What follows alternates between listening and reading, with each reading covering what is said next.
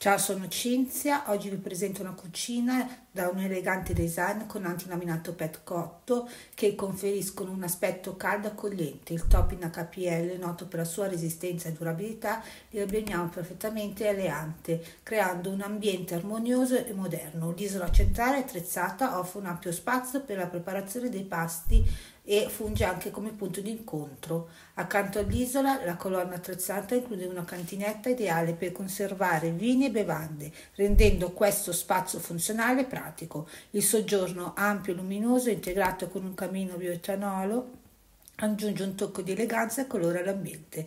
Il design minimalista della cucina del soggiorno si sposa con elementi moderni, creando un'atmosfera accogliente e invitante, perfetta per momenti di convivialità e relax.